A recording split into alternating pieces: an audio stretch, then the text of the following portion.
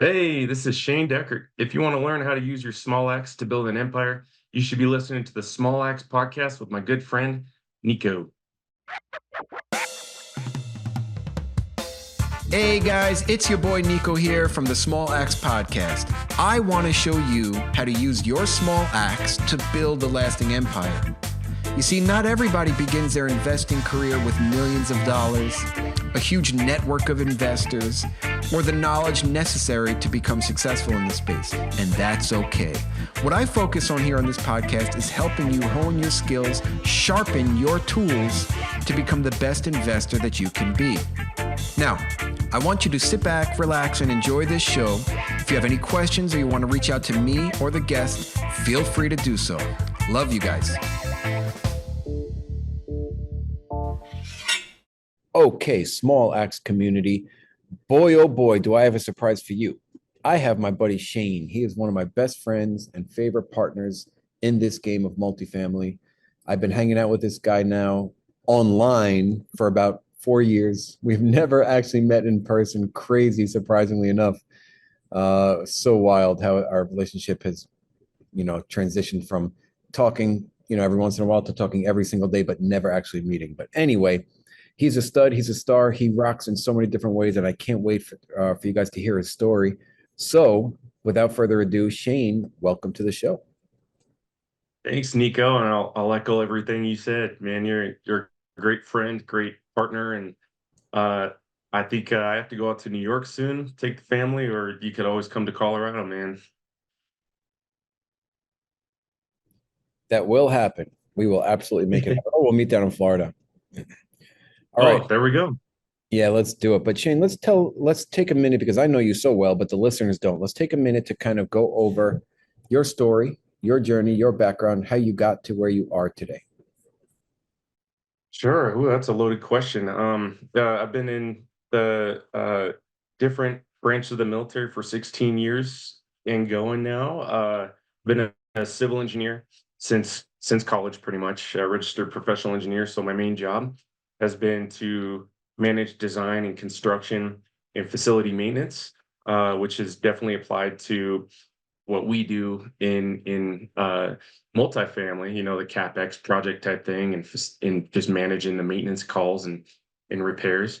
And I started my real estate journey, so to say, in 2019. Bought a plot of land in California that I'm developing, and then duplex in Florida, and then I met you, Nico, and in the uh, our community that we have in Wheelbarrow Profits, and took a few years for us. We lost quite a few pennies on some deals, but we finally got our first deal, 3 properties now between you and I that basically makes up for all of it. And I feel like we're on the path to doing what we wanted to do, from the beginning. Absolutely, man. Thanks for sharing all that. And this is what, me and you, we talk all day, we work all day, and people don't know what goes on behind the scenes. You and I know what goes on behind the scenes because we're doing it, we're living it. And when you first got started in real estate, did you think that it was going to be like this? Oh, I thought, I mean, there was always that term, that quote that everyone said, "You're not signing up for another job." That's why we buy real estate, so it's passive income. But when you're an active, yeah, general partner, it is a full-time job. And oh, sorry, it's a full-time job, and it's a lot more. I thought I would just be doing capex projects, maybe some maintenance, but there are so many little nuances because it's a business. There's accounting, there's budgeting, finances, and that stuff just doesn't do itself. So every time you do something, you spend some money. Every time you want to spend money, it goes through this whole process. And of course, one thing you always do, Nico, is manage the insurance, and then in the county stuff, taxes. So all these little things that you never knew that you had to do, we're doing now. Absolutely, man. And I didn't realize, like, getting into it. So for the listeners out there, Shane does our CapEx projects and a lot more. And I didn't realize the extent of managing contractors and managing different vendors and subcontractors and maintenance guys and just handymen, and there's so much involved with it that I can't like, just from finding, vetting, contracting, getting, giving them, letting them bid on jobs, and then getting it done, and then making sure it's done well, and then paying and having a payment plan. Like, there's just so much involved with it. Maybe you could talk a little bit about how that works. Oh, yeah, it's the cradle to grave is first you got to find good contractors, and since I mean, even if we lived in Lakeland, Florida, where our properties are, it's still hard to find good contractors. So what do? You use the internet reviews. Google is my go-to for reviews. Sometimes Yelp, but you never know because Yelp is.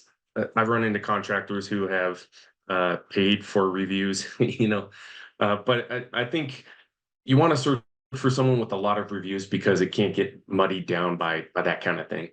And then you just contact them and see how quickly they get back to you. Look at their quotes. Do they itemize their quotes, which you really want on some sort of Capex projects? Because you want to know what you're paying for. And then just look at the average costs too. Angie's List or Home Advisor will tell you average costs for things, specifically in your MSA. And then there's the hiring portion. We have a business practice where we need to get their insurance information. We have some waivers they need to sign for safety of our tenants while they're working on our property, and then they actually uh, execute the work. We pay them, they sign lien waivers.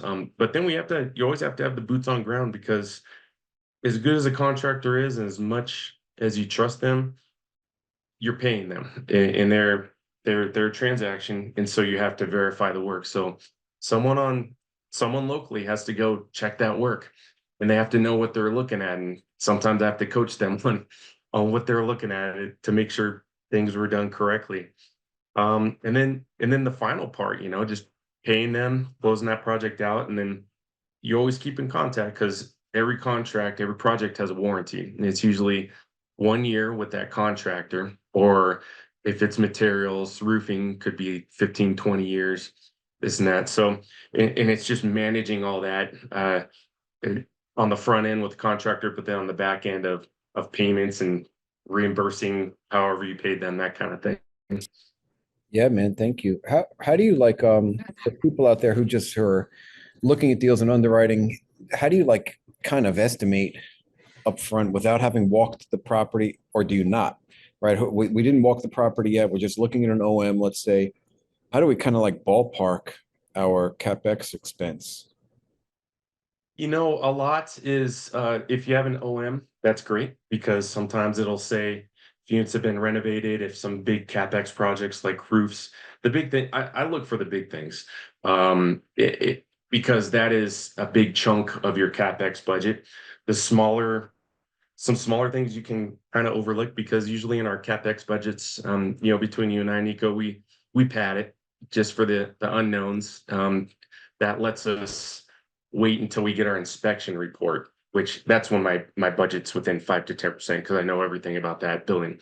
But if you're just looking at an OM or there's no OM, you just look it up on Google Maps and satellite and look at the vintage, and go to the city's website or the county if it's unincorporated and check the permits. A lot of times we'll find a property like one we just bought had its roof redone, in a certain one of the buildings had the roof redone. That was awesome because then I didn't have to budget for that. Or another big thing is city water and city septic. If you're on those, that's really nice because all you have to worry about is the pipes coming in and the pipes coming out. But if you have a water well, you got to maintain that. And it's usually permitted through the city. You have to have a maintenance contract with a local contractor. Same with septic. If it's gravity system, you have to have a contractor. Depending on where you are, you need a permit. And then there's different types of septic systems that really require a lot of maintenance and oversight because if those things go down and you don't have CapEx budgeted for those, either when you buy the property or for the next 5, 7 years, that could impact your income. Tenants can move out on the basis of their toilet backing up for a week straight. So those are the main things I look for, the big ticket items. Awesome. And what about like some things to look out for with vintage and structure, meaning prior to certain years, they use certain materials for things. I'm speaking mainly for plumbing and electric. Maybe you could kind of give people a little bit of info. Yeah, so there's a few things. Back in the day, they used to use cast iron and galvanized steel piping for plumbing, potable and drinking water, the water that comes in, and then sewage. And those sometimes they when they uh, over time they dissolve or degrade on the inside. And when a pipe degrades, it gets a little rough on the inside, especially with sewer. And if it's gravity fed, stuff will get caught on the roughness. And so you really got to be careful, because if something is there for too long, it'll calcify or become hard and just become part of that pipe and make it smaller. Another big thing we look for, Nico, is that anything before 1978 could have hazardous materials. If there's tiles on the floor that are specifically 9 inches by 9 inches, typically that's asbestos tile or lead-based paint on the walls. Anything after that, or if it's been renovated since then, you're typically going to be okay. But it's just something you have to have in mind, because if you have those materials, you either have to, send in a hazmat contractor to demo them, or you just cover them up if you're able to. So there's laws against that. With plumbing, do we want cast iron? What are the options, and what is most beneficial? So lately, PVC, any type of like plastic material is good because it lasts forever. I mean, just look at all the waste in our oceans. It's all plastic because it doesn't go away. So any type of PVC is good, especially for drainage, for septic, because most all septic is gravity. So if you flush a toilet, or you're taking a shower, or you flush, you're running your disposal with the water in the sink, all that goes down into your drain pipe, and it just has to get to your septic system or the city septic through just this angled pipe that gravity pushes through. So you want that PVC because it stays smooth, it lasts forever, it doesn't, it's hard to degrade that. It's not as strong as steel or any type of metal, obviously, because sometimes you can have tree roots that push into it. Well, it's just very long lasting. So what's the difference between septic tanks? Because you mentioned it's the septic, so there's a line out, is what you're saying. So what's the line in? That is usually, it could be, I mean, it depends. It really does depend. It could be copper, it could be steel, sometimes it's PVC. Uh, but if it's city water, if you go into the street and you dig a hole in the middle of the street, you're going to see a big metal pipe in there. Sometimes you're actually going to see a big PVC blue pipe if it's somewhat newer, or but in a lot of places that, especially the places that we look in Florida, it's some sort of galvanized steel in the street. But if you've ever driven by a new community being built, you'll see these big blue pipes just sitting on the ground waiting to be. The blue ones are potable water. Purple ones are recycled septic water that you can use for irrigation, and then the black or gray ones are your sewage water pipes. Cool, Shane. So what else? So, but if That was it's a lot. not, no, this is great. If it's not on city water with the main line in, right? What is the Yeah. other option? Is there like a well or something? Yeah, you dig a well. Depending on where it is in the country, there's always fresh water beneath you. Even if you go in the middle of the ocean, you go to the bottom and you start digging, there's going to be fresh water down there. Because when it rains, the earth naturally filters water. It only takes about, depending on the soil, sometimes uh, less than a foot, but sometimes it's like 5 feet of just that water getting through the soil and down to the water table to have fresh water. And so when you dig a well, there's a lot of regulations against it. You have to dig and test the water. And once you find that sweet spot where you're getting good water, that's where they set that perforated pipe down there, and then you just have a solid pipe going up, and it pumps water up into your property. Cool, man. You're schooling me right now. I love this. Now let's talk a little bit about electric. Yeah, What? so electric is it's kind of two-parted. There's the electric lines. Sometimes it's underground or above ground. It's usually copper, but sometimes it's aluminum. Older buildings might have aluminum in them. And you have to be careful because single strand aluminum can catch fire. But if it's multi-strand, you're okay. And then there's the connection between aluminum and copper is has to be special too. That's all something you'll find out during your property inspection, and you have to be cautious of. And then just when you know what your electric panels are, for instance, we had Zinsco electric panels. I never knew, but they catch fire. And so you want to replace those. Your insurance is probably going to make you replace those with some newer, D square panels, something like that. All things you want to look for, just a budget in your project, and just be aware of too. Cool, man. Shane, so we just got our let's say we're going under contract. We got an LOI signed. Now we need to start due diligence. And we have our property inspector go out there. What are the conversations like with because I never spoke to our inspector about the report that he provides us, but you always talk to him. He's a great guy, Matt Hawley. We'll plug him here, based in 5G, yeah. Florida.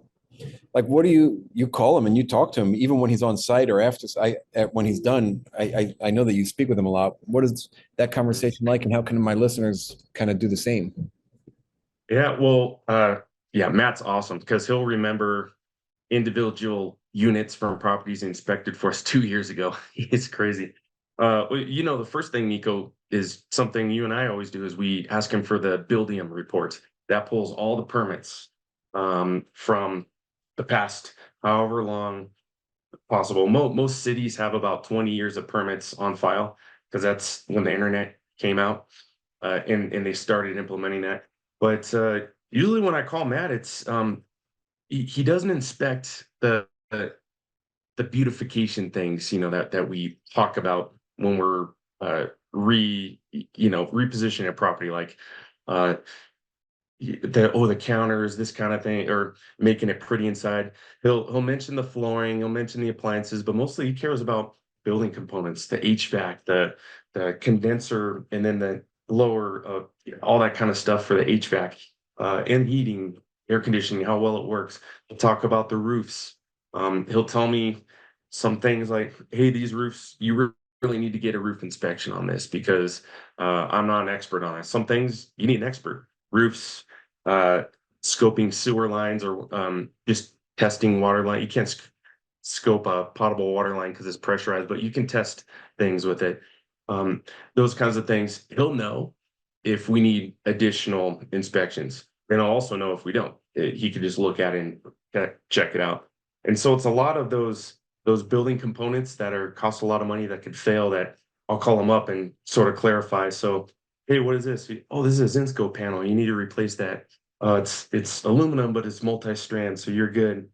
All these little things that I just try out of him on what could affect us the next 5, 7 years and beyond. Cool, man. I love it. All right, so now, yeah, build facts report Build facts. Thank you. that we get, that helps out along with calling the city, you said, to find out what permits have been pulled and done. But so you kind of alluded to the fact that aside from the when we're doing our due diligence, aside from the inspection, we should have somebody on site that has that eye, like a leasing agent, that has the eye for what type of upgrades or fixes we want to do to the units, in as far as paint color, paint scheme, countertops, cabinets, what needs to be, what's going to catch the resident's eye for top of the market rents. And that's what we're going for. So you just brought up, as we're walking, we should have somebody on our team that specializes in that as well. Exactly. And it's not just the interior that you're talking about. Sometimes it's resurfacing the parking lot or adding landscaping, putting a marquee sign out front, putting a fence up, whether it's around the property or just along the front to give your residents some privacy. Any of those things, that's not stuff that you get from the inspection report. It's kind of knowledge that your leasing agent, your team member, maybe property manager will tell you that you need to add to the capex budget to get to make tenants happy, tenant retention, and also get good rents, get market rent, and you'll get tenants that want to live there, that have good credit scores and will pay their rent and not trash the property or the unit they're leasing. Yeah, man. Well, so now, well, let's take the conversation to this route. So we're under contract. We're doing our due diligence. We're walking the units. We have our inspection report. Uh-oh, we think we're going to go over budget on our capex or something. What validates, or when can we actually retrade, or when are we just being kind of jerks about it? Uh, hey man, I think you should answer that question. No, I'm kidding. You're our main negotiator, so But yeah, when I'm usually talking to you about specifically that capex portion, you know, I think after all the times we've done this, gone under contract and retraded, I think it's only fair to retrade on something that they didn't disclose or they didn't know about. A lot of times the inspection report will tell them things that they just didn't know about their property. And so, because when you're offering initially on property, you're going off their OM and any other information they give you, and you could pull permits and you could do all that stuff. And so you budget for that, and that's in your initial offer. But if you get in there and you notice there's a leak in the attic, and you get a proper roof inspection, they say, "I'm sorry, but this roof needs to be replaced." That's when I think you can retrade because they didn't mention that or know about it, but it's something you're definitely going to have to do and right away and put inside your capex budget. So, what do you think, Nico? Yeah, I agree. And like you can't go in there and after walking the units and doing your due diligence and then you made your offer, you got it accepted. You can't then go say, well, we want to change our business plan and we really want different countertops than we had initially budgeted for. You can't do that. That's a no. Yeah, But yeah, that's just wrong. Yeah, and it gives you a bad rap too with that broker and other brokers. And to be honest with you, 90% of the time that you and I have done our inspection and paid for it and gone back to the broker and the seller, uh, they've said, tough luck, we're not gonna drop our price. And we say, okay. And at the end of the day, the numbers don't work, and we say, okay, we'll see you at the next one. yeah, exactly. Cool. Okay. So let's do a quick scenario. Um, we need, and you mentioned this in the beginning of the podcast of the interview, but I want to kind of give my listeners some actionable advice. So they're looking at a property. Hey, we got that going on. My barking dog. So they're looking at a property and they know that they need to put a fence up, right? So how do they start? Like they're not local to the area, but they do have a boots on the ground partner. How is that person going to, go ahead and get a quote to figure out how much that fence is going to cost them in a timely fashion so that they can then make their offer? Yeah, it all depends. If you've worked with certain contractor, if you're established in that area, you can know pretty well. Like for us in Lakeland, if whenever we get a project under contract, I already know because we've done so many things for other properties. But if you don't, there's you can ask for a quote real quick. If it's something like a roof, there's so many businesses that do roofing or fencing or HVAC that you can call around and ask them, just give me a general price. You kind of want to get some details from your inspection, like, all right, it's a 3-ton unit, how much to replace, and they'll give you a ballpark. Also, you can just search the internet. A lot of times you can figure out general pricing in that area. And again, I like to pad my estimates. I always go for the higher per linear foot or per square foot if it's a roof or a fence or something, just so that we have sufficient money.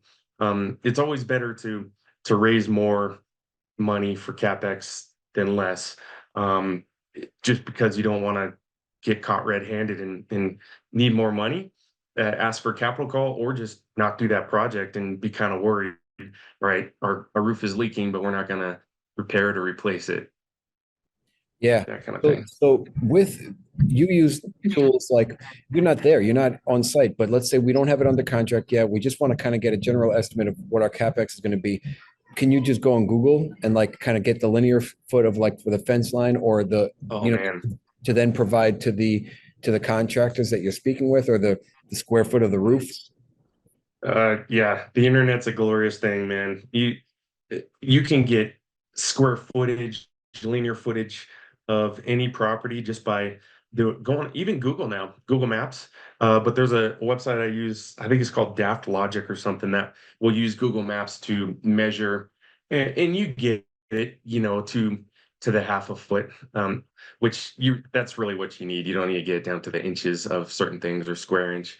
And yeah, that's how I'll scope projects out. I'll know what what our quantities are. Let's say it's a fence, the linear footage, and then I'll know the price per linear foot. So if it's a vinyl fence or chain link or whatever you're going for, and that's basically how you develop your cost for that specific project.